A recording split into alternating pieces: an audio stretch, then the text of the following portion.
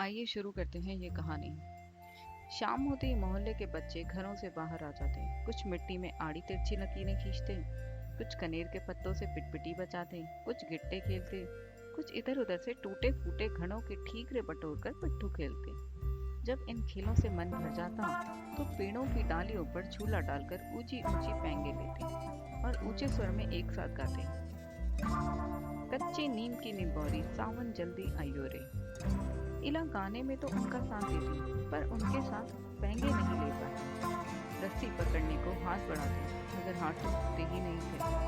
वह चुपचाप एक किनारे बैठ जाती, मन ही मन सोचती, मैं भी ऐसा कुछ क्यों नहीं कर पाती। बच्चे भी चाहते हैं कि इला किसी न किसी तरह से उनके साथ खेल सके।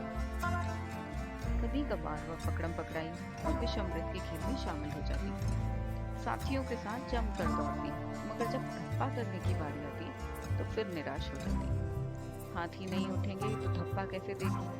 वो बहुत कोशिश करती, पर उसके हाथों ने तो जैसे उसका साथ न देने की ठान रखी हो। इला ने अपने हाथों की इस जिद को एक चुनौती माना। उसने वह सब अपने पैरों से करना सीखा जो हम हाथों से करते हैं। दाल भात खाना, दूसरों के बाल बनाना, फर्श बुहारना, कपड़े धोना, सब्जी काटना, यहाँ तक कि तख्ती पर लिखना भी। उसने एक स्कूल में दाखिला ले लिया।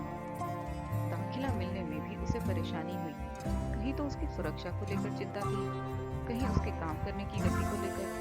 किसी काम को तो वह इतनी फुर्ती से कर जाती कि देखने वाले दंग रह जाते, पर किसी किसी काम में थोड़ी बहुत परेशानी तो आती ही थी। वह परेशानियों के आगे घुटने टेकने वाली नहीं थी। उसने 10वीं कक्षा तक पढ़ाई की, वह 10वीं की परीक्षा पास नहीं कर पाई। इला को यह मालूम न था कि परीक्षा के लिए उसे अतिरिक्त समय मिल सकता है।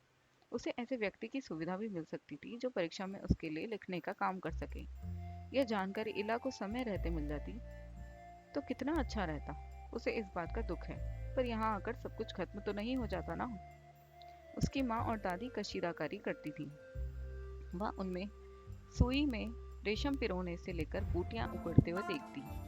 न जाने कब उसने कशीदाकारी करने की ठान ली। यहाँ भी उसने अपने पैर के अंगूठों का सहारा लिया।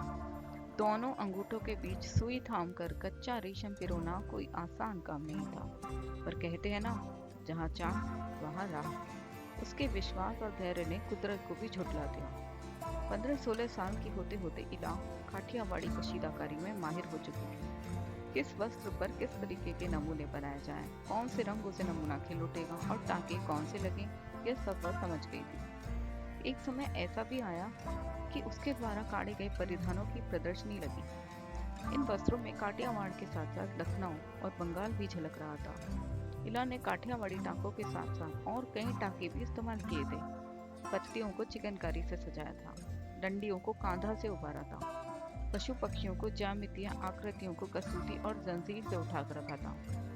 पारंपरिक डिजाइनों में यह नवीनता सभी को बहुत भाई। इला के पांव अब रुकते नहीं हैं, आंखों में चमक, होठों पर मुस्कान और अनूठा विश्वास लिए वह सुनहरी रुखमली बूटियां उकेरते हुए थकती नहीं है। तो दोस्तों, आज की कहानी बस इतनी ही। बताइएगा कैसी लगी।